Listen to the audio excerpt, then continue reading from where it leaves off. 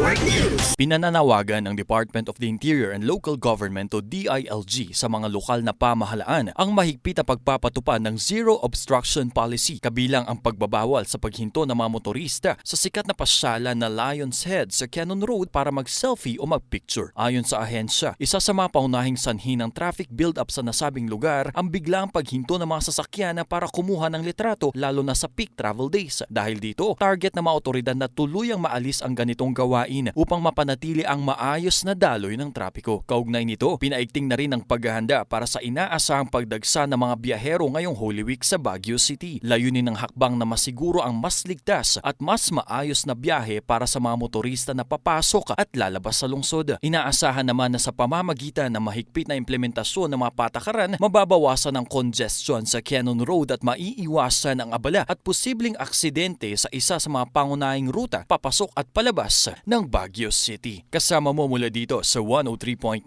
IFM Baguio, ito si Idol Noli Salio, Tatak RMN. RMN Network News.